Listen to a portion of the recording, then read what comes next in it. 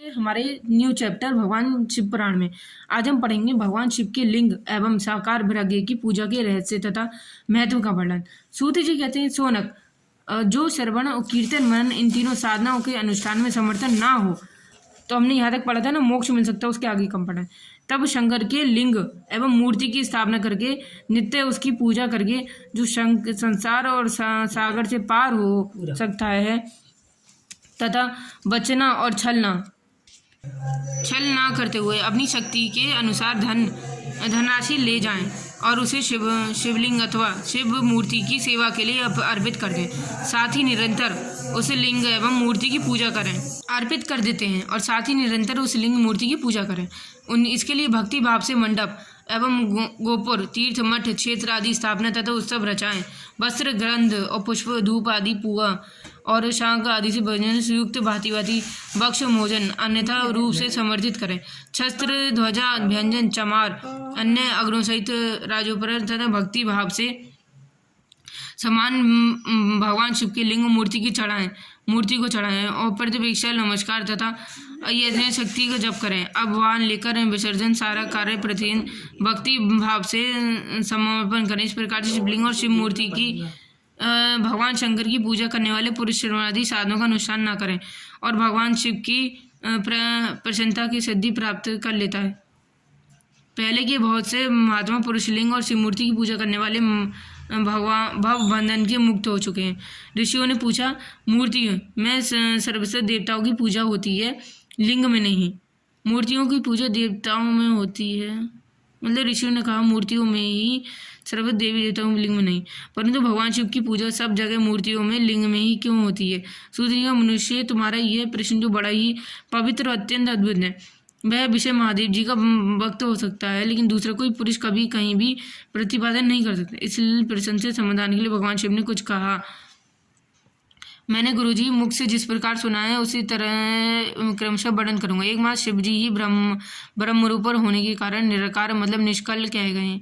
रूप होने का कारण संकल भी ये कहा गया है। इस तरह से संकल और निष्काल दोनों शिव के निकाल और शिव के निष्काल और निराकार होने के कारण उनकी पूजा आधारभूत लिंग भी निराकार ही प्राप्त हुआ। पूजा का आधारभूत लिंग भी निराप्त हुआ, अर्थात शिव के नकार स्वरूप का प्रतीत है। इस तरह से शिव के शकल और होने के कारण उनकी पूजा आधारभूत भृगु साकार प्रवृत्ति शिव का शकार भृगु शकार रूप प्रतीत होता है। शकार मतलब और अकल आकार सहित अंग आकार के रहित निराकार रूप के होने कारण ब्रह्म शब्द के रूप कहे जाने वाले परमात्मा। यही कारण सब लोग लिंग निकालकर मूर्ति की दोनों ओर सदा शिव की पूजा करते हैं और शिव से भिन्न दूसरे देवता साक्षात ब्रह्म नहीं होते और ऐसे कहीं भी उनके लिए निराकार लिंग नहीं उपलब्ध है। पूर्व काल में बुद्धिमान ब्रह्मपुत्र और संतान मंदिर चलाकर नंदीश्वरम इस प्रकार का प्रश्न किया करते हैं।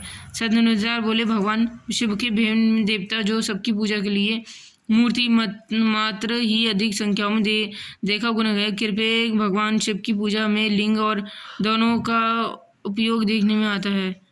पूजा में लिंग और दिव्य और कल्याणी नंदीश्वर हैं। इस विषय में तत्व की जो उसे मुझे बताएं, तत्व ही बात है जो मुझे इस प्रकार बताएं जिस तरह से अच्छी तरह समझ में आ गया। नंदीश्वर ने कहा, निष्ठुर ब्रह्मकर, हमारा आपके इस प्रश्न का हम जैसे लोगों के द्वारा कोई उत्तर नहीं देता, जैसे कि गोपनीय विषय है। लिंग साक्षात ब्रह्म का प्रतीक है तथवा शिवोक्ति है जिसके इसके ऊपर शिव विषय ने भगवान शिव ने कुछ बताया। उसमें कहा, समक्ष कहता हूँ भगवान शिव का ब्रह्म स्वरूप है, इसलिए उन्हीं की पूजा में निष्कल लिंग का उपयोग होता है। संपूर्ण वेदों का यह महत्व है। और सत्य कुमार बोले, महाभागी योगी चंद्र अपने शिव तथा दूसरे देवताओं में लिंग और बैर पराज का रहस्य में विभाग पूर्वक बताया गया। ये यथार्थ लिंग और बैर की आदि उत्पत्ति का जो उत्तम वृत्तांत है उसी को हम इस और सुनना चाहते हैं। लिंग के प्रकार का रहस्य सूचित करने वाला प्रसंग मुझे सुनाइए। और इससे उत्तर में नंदीश्वर भगवान महादेव की निष्कल स्वरूप लिंग के अभिवर्ता प्रसंग सुनना आरंभ किया और उन्होंने ब्राह्मण विष्णु के विवाद के देवताओं की व्याकुल एवं चिंता देवताओं का दिव्य कैलाश पर गमन और उनके द्वारा शनेश्वर महादेव का स्वतन देवताओं से परिवर्तक महादेव जी का ब्रह्म विष्णु विवाद में स्थल आगमन तथा दोनों के बीच में निष्कल और अनर्थ भीषण अग्निस्तंभ के रूप में उनका आविर्भाव और प्रसन्नों की कथा कही। तदनुसार श्री ब्रह्मा और दोनों के कारण ज्योतिर्मय स्तंभ की ऊंचाइयों और गहराइयों का थय लेने की चेष्टा और कीर्तिमान पुष्प के शास्त्र अधिक प्रसन्न भी सुनाई। तो हमने यही अंतिम हमारा 5 से लेकर 6 तक हमने अध्याय पढ़ा हो। तो हम कल आगे पढ़ाएंगे। वीडियो पसंद आए तो शेयर कीजिएगा। नमस्कार।